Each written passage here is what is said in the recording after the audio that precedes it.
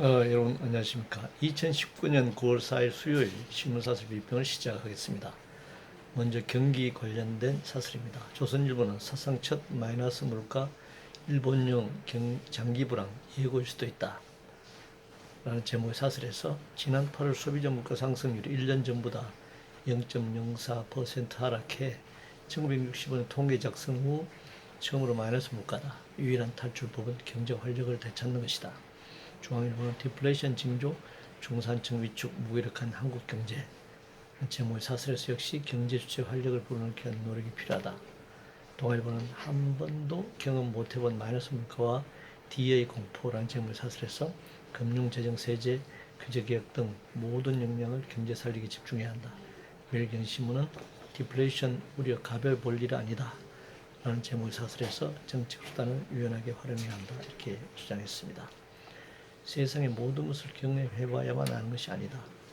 한국처럼 자본주의 역사가 짧은 나라는 선진 자본주의 국가들에서 일어났던 경기 순환과 공황적 위기 상황에 대한 자본주의 역사, 그것도 구조적으로 발생할 역사의 길을 기울여야 했습니다.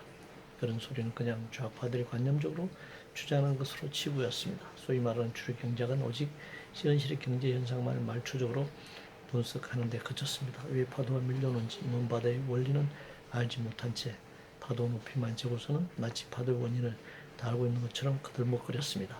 1929년 세계 대공황 전날이나 한국에서 발생한 IMF 외환위기 전날까지도 환상적인 초래만 했던 주류 경제학자들은 그 이후에도 이론이나 정책에서 주인 행사를 해왔습니다. 지금 그들이 내놓는 처방은 전혀 본질을 이해하지 못하니 문제를 해결할 방도가 없습니다.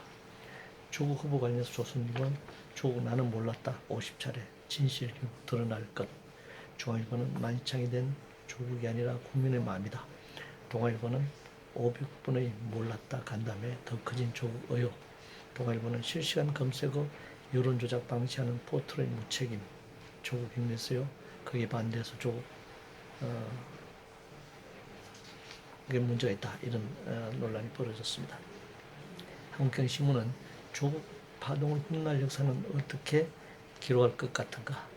매일경제신문은 청문회 없이 조국 임명 강행하려는 청와대 후폭풍 감당할 수 있나. 문화일보는 총장상 위조 혐의까지 조국 딸 입시 부정 정황 뚜렷하다. 문화일보는 조 의혹 모두 해소됐다는 청와대 여당 국민을 바보로 하나 라면서 총공세를 펼치고 있습니다.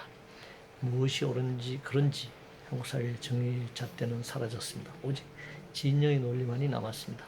권력을 찬탈하느냐 지키느냐는 파워게임만 난무하고 있습니다.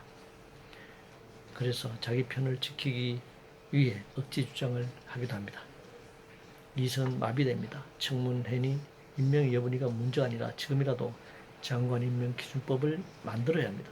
조국이든 누구든 현직 장관이든 할 것 없이 이 기준표에 미달하는 자들은 감히 나라의 장관 자리를 넘보지 못하게 해야 합니다. 야망을 가진 자들은 스스로 이 기준을 충족하기 위해 자신을 닦아 나가야 할 일입니다. 전시작전 통제권 관련해서 문화일보는 위인서로 비유한 한미 지휘권 마찰과 안보불안 정폭이라는 제목의 사설을 내보냈습니다. 1950년 한국전쟁 발발과 함께 이승만이 메가드에게 갖다 바친 지 69년이 되었습니다. 2007년 전작권 환수를 합의했음에도 이명박, 박근혜는 도로 미국에 맡겨버렸습니다.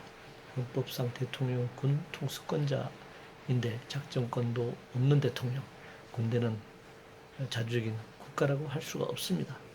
더 이상 미룰 문제가 아니다. 반드시 환수받아야 한다고 생각합니다. 입시제도 관련해서 매일경제신문은 대통령이 던진 입시 개편 이번에 제대로 해보라 라고 주장하고 있습니다.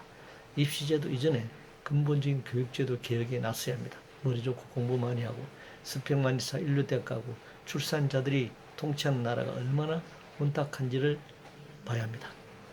교육이 썩었습니다. 무슨 입시제도 운운할 때가 아닙니다.